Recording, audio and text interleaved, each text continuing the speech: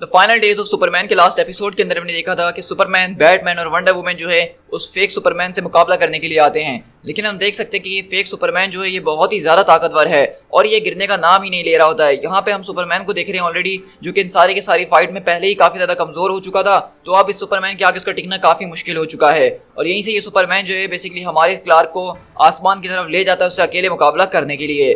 तो अब आगे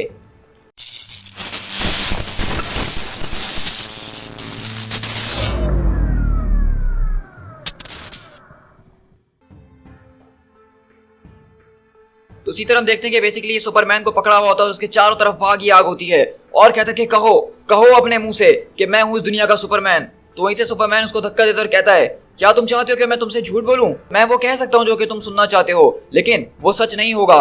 वहीं से उसको गुस्सा आता है और सुपरमैन को पंच मारते हुए बोलता है कि सच यही है कि मैं सुपरमैन हूँ, लेकिन तुम इस बात को एडमिट करने से डरते हो। तुम एक प्रिटेंडर हो, तुम मेरी तरह बनने की कोशिश कर रहे हो।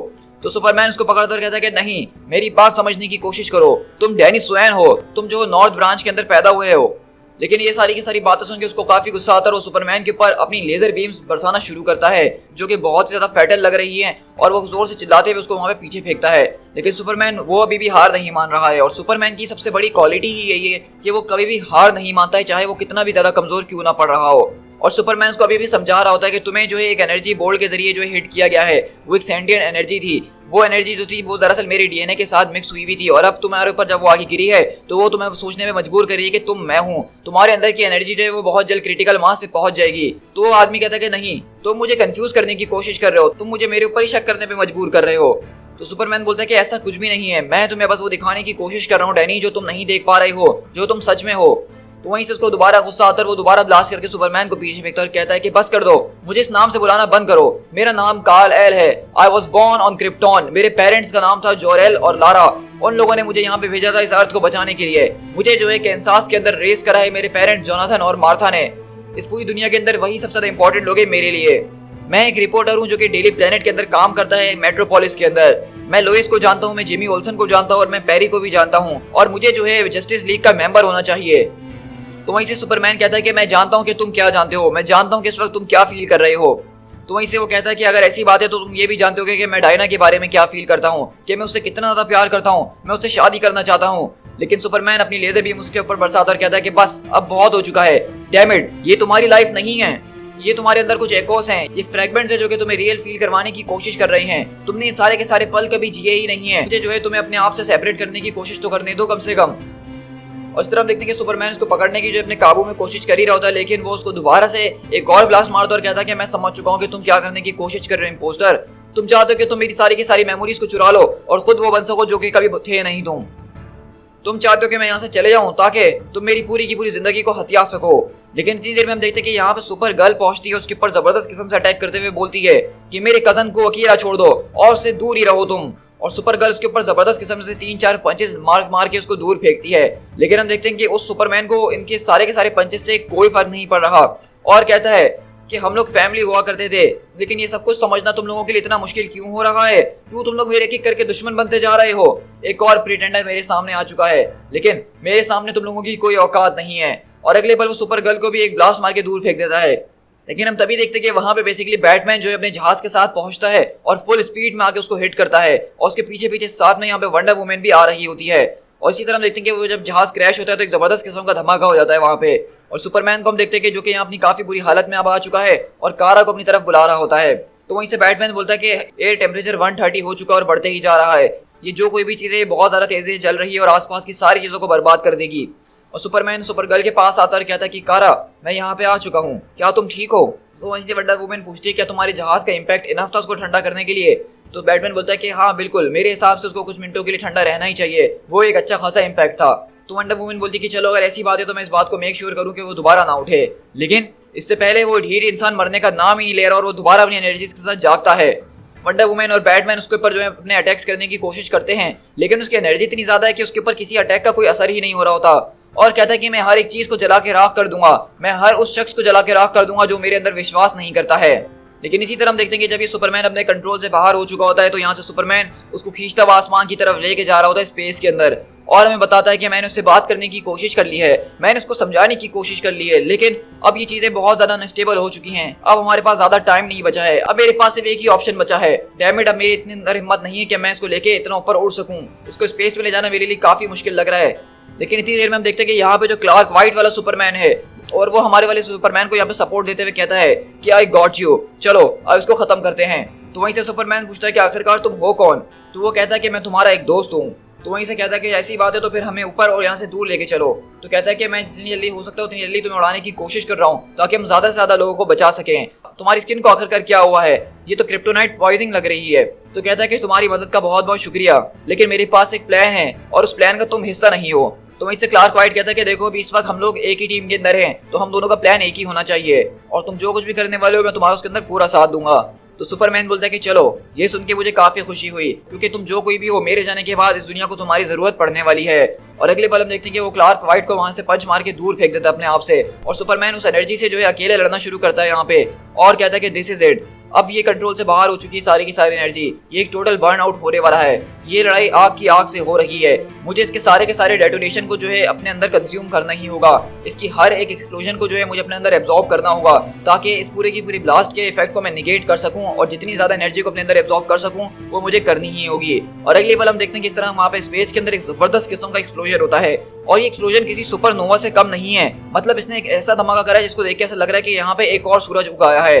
और ये देख के हम देखते हैं कि सारे के सारे मेंबर जो कि यहाँ मौजूद हैं इस वक्त, वो एकदम हैरत में रहता है कि ये क्या हो रहा है। और अगले पल वहां से जबरदस्त धमाके से हमारा सुपरमैन जो होता है वो उसके बिल्कुल बीचों बीच होता है, और वो वहां से जो है बेहोशी की हालत में आसमान से गिर रहा होता है, जिसको बचाने के लिए वहां पे जो है वंडर वुमन जाती है। लेकिन बैटमैन बोलता है कि जरा रुको डायना, लगता है कि उसको किसी ने पहले ही पकड़ लिया है। और हम देखते हैं कि बेसिकली क्लार्क वाइट वाला जो सुपरमैन है वो हमारे सुपरमैन को यहाँ सेफली लैंड करवाता है जमीन के ऊपर। वहीं से सुपरमैन पूछता है क्या सब लोग ठीक हैं? तो बैटमैन बोलता है कि हम सब ठीक हैं और तुम्हारा बहुत बहुत शुक्रिया तुमने जो कुछ भी करा। तो सुपरमैन पूछता है क्या मैंने सारा का सारा ब्लास्ट एब्जॉर्ब कर लिया अपने अंदर? तो बैटमैन बोलता है कि हाँ, उसका हर एक सिंगल बिट तुमने अपने अंदर एब्जॉर्ब कर लिया है। तो सुपरमैन बोलता है कि मैं थोड़ी देर के लिए परेशान हो गया था कि मैं लोगों को बचा पाऊंगा कि नहीं। इसी तरह हम देखते हैं कि सुपरमैन के पास वो सारे के सारे लोग आ रहे होते हैं, उसके बेस्ट फ्रेंड्स वगैरह, जिससे उसने वादा लिया था कि वो उसके मरने के बाद उसको अपने पेरेंट्स के साथ अपनाएगी और लाना उससे आगे यहाँ पे मिल रही होती है। इसी तरह हम देखते हैं कि यहाँ पे लोइस लेन भी पहुंच चुकी होती है और सब यहाँ पे जो है काफी इमोशनल मूवमेंट चल रही है सुपरमैन की जिंदगी के लिए, क्योंकि ये सुपरमैन की आखिरी सांसें चल रही हैं और ये एक बहुत ही बड़ा मूवमेंट है इस वक्त इस कॉमिक के अंदर। और ये देख के लोइस रोने लग जाती है और कहती है कि तुम मेरे लिए सब कुछ थे क्लार्क, तुम मेरे लिए सब कुछ थे। तो सुपरमैन बोलता है कि तुम्हें याद है ना कि मैंने तुमसे क्या कहा था लोइस कि तुम्हें मेरे लिए क्या करना होगा? तो लोइस रोते हुए बोलती है कि बिल्कुल सुपरमैन, मुझे याद है कि मुझे क्या करना है। और वहीं से सुपरमैन कारा की तरफ देखता और कहता है कि कारा, मेरा नाम जरूर रोशन करना। तो वो कहती है कि बिल्कुल कजन, तुम मुझ पे भरोसा रख सकते हो। और यही सब देखते हैं कि जॉन स्टील भी यहाँ पे मौजूद है और वो कहता है कि तुमने जो कुछ भी हमारे लिए किया है, जिस तरह से तुमने मुझे इंस्पायर करा है उसके लिए बहुत बहुत शुक्रिया सुपरमैन। तो वहीं से क्लार्क बोलता है कि तुम्हारा बहुत बहुत शुक्रिया कि तुमने रिसेंट टाइम्स के अंदर जो कुछ भी करा है। मैं चाहता हूँ कि मेरी चले जाने के बाद तुम मेरी दोस्त का ख्याल जरूर रखना जॉन हेनरी। उसी तरह हम देखते हैं कि वहीं से ब्रूस बोलता है कि क्लार्क, देखो मैं जानता हूँ लेकिन तुम लोगों को कुछ भी कहने की कोई जरूरत नहीं है। तो बैटमैन उसकी तरफ देखकर कहता है कि बस मैं तुम्हें यही बता देना चाहता हूँ कि हम सब में से तुम सबसे ज्यादा बेस्ट थे और तुम्हारे साथ काम करके मेरे लिए एक बहुत ही बड़ी ऑनर की बात है। तो वहीं से सुपरमैन बोलता है कि नहीं, ये सारा का सारा प्लेजर तो मेरा है बैटमैन कि मुझे तुम लोगों के साथ काम करने का मौका मिला। मेरे पास जो कुछ भी मैं तुम लोगों से कहने की कोशिश कर रहा हूँ, हैंग ऑन डायना, ये एनर्जी मेरे अंदर जल रही है, मुझे एक दर्द महसूस हो रहा है। तो वंडर वुमन उससे गले लगती है और कहती है कि बस अब वक्त आ चुका है, let's go darling, it's all right, तुम्हारे पेरेंट्स तुम्हारा इंतजार कर रहे हैं, बस तुम परेशान नहीं हो। और इसी तरह हम देख रहे हैं कि यहाँ पे सुपरमैन का एक स्किन कलर ही चेंज हो चुका है, वो बिल्कुल ग्रीन हो चुका है और साफ लग रहा है कि अब वो मरने वाला है। और वहीं से वो कहता है कि सच में मैं कितना ज्यादा लकी इंसान हूं ना। इसी तरह हम देखते हैं कि वहां पे उसकी बॉडी अचानक जो है वो बहुत तेजी से ग्लो करने लग जाती है और अचानक जब वो ग्लो हटता है तो उसकी बॉडी डिसइंटीग्रेट हो चुकी है, मतलब उसका फ्लैश तक नहीं बचा है, वो सब कुछ खत्म हो चुका है। और बैटमैन बताता है कि ये सारी की सारी एनर्जी इसने इसकी बॉडी को अंदर से ही कंज्यूम कर लिया, ये मर चुका है। लेकिन अभी हमारे पास बहुत से सवालात हैं। और क्लार्क वाइट बोलता है कि मैं जानता हूँ कि तुम्हारे पास काफी सवालात हैं ब्रूस, लेकिन मैं उनका जवाब देने के लिए फिर कभी तुमसे मिलूंगा। तो बैटमैन पूछता है कि आखिरकार हम तुम्हें ढूंढेंगे कैसे? तो वो क्लार्क वाइट बोलता है कि तुम इसकी परवाह मत करो, बल्कि मैं ही तुम्हें ढूंढ लूंगा। और इसी तरह हम देख रहे हैं कि अब हमें बताया जा रहा है कि इस दुनिया के अंदर से सुपरमैन जा चुका है। इसी तरह हम यहाँ से लेक्स लूथर को देख रहे हैं जो कि यहाँ पे अगला सुपरमैन बनने के ख्यालात देख रहा है। वहीं से हम डॉक्टर ओमेन के पास शिफ्ट होते हैं जिनके पास भी ये न्यूज़ पहुंच चुकी है कि सुपरमैन मर चुका है। वहीं हम जेल के अंदर देखते हैं कि उसका दुश्मन ओलिसिस जो है उसके पास भी खबर पहुंच चुकी है और वो भी अफसोस में है। और दुनिया भर के फायर फाइटर्स और दूसरे लोग जो हैं जो कि सुपरमैन को देख के हमेशा उम्मीद में रहा करते थे कि वो उनको बचाने के लिए जरूर आएगा, अब वो सब अफसुर्दा हो चुके हैं। इस दुनिया के अंदर एक अजीब और गरीब माहौल चल रहा है। और इसी तरह हम देखते हैं कि दूसरी तरफ वहाँ पे डेली प्लेनेट के अंदर लोइस लेन जो है यहाँ पे आज सुपरमैन की स्टोरी को खत्म करने में लगी हुई है। दी एंड। सो गाइस, आज फाइनली हमारे पास फाइनली तो सुपरमैन का स्टोरी आर्क यहाँ पे खत्म होता है, जिसको मैंने हर संडे एक एपिसोड करके आपके साथ शेयर करा था। और आई होप कि आपको ये वीडियो काफी ज्यादा पसंद भी आई होगी, आपको ये सुपरमैन की स्टोरी बहुत अच्छी लगी होगी। टू बी ऑनेस्ट, अगर मुझसे पूछे तो मेरे हिसाब से ये सुपरमैन की one of the best written stories हैं और इसमें सुपरमैन को बहुत ही एक इमोशनल एक्सपेक्ट जो है हमें दिखाया गया है, जहाँ की हम सुपरमैन की स्टोरीज के अंदर एक्शन को देखते हैं, उसके ज्यादा धमाके को देखते हैं। यहाँ पे हमने सुपरमैन की बहुत ही सॉफ्ट साइड को देखा है कि सुपरमैन जैसा इतना ज्यादा पावरफुल बीइंग भी जो है वो वनरेबल हो सकता है और वो भी जो है मौत को फील कर सकता है।